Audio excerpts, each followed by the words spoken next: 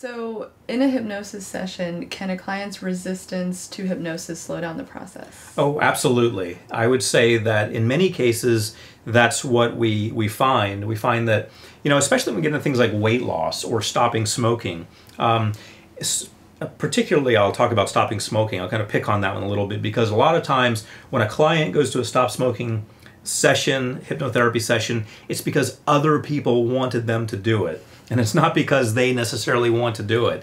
Their spouse sent them there, or their mom sent them there. And a lot of times they pay for it, and they pay for it for them. And I should say, this is a great place to say this, I never take a client for smoking who someone else has paid for 100%. I make sure that that person is at least 50% invested, because you need to have them on board with you. If they think it's someone else's money, now if it's a spouse, it's essentially their money, but if they think it's a friend's money or their parents' money, a lot of times they're going to think, well, we'll see if this works. If not, I haven't lost anything. So they're not really invested. They're literally not financially invested in their change.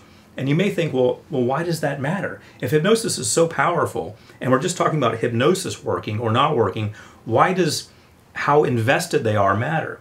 It matters because you need to have them on board, because a lot of the change that happens in hypnosis happens outside of hypnosis. You're programmed to do certain things, but in each moment you have a choice.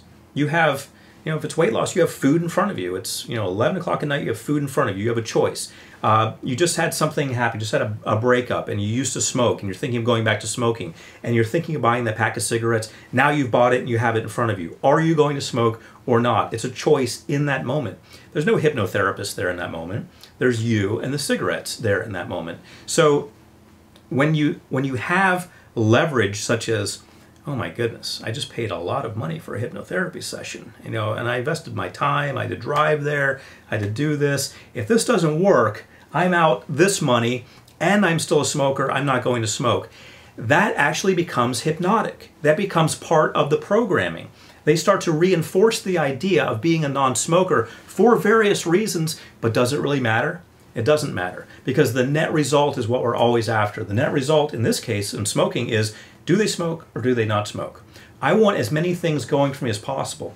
Yes, I'm going to do all of the hypnosis procedures that I know have to do with that. Aversion, I'm going to have them think of liver or something they find disgusting. Most people find liver disgusting, but something they find disgusting instead of the cigarette. When they think of the cigarette, I'm going to have them think of that. I'm going to have them have a powerful anchor. So when they feel the urge to do it, I'm going to have them be able to fire off an anchor, like making the OK sign and saying the word confident, suddenly feeling confident. I'm going to give them little tools like that to use. But ultimately it comes down to just having enough of whatever it is to get them to stop smoking. So that's where the power of that comes in.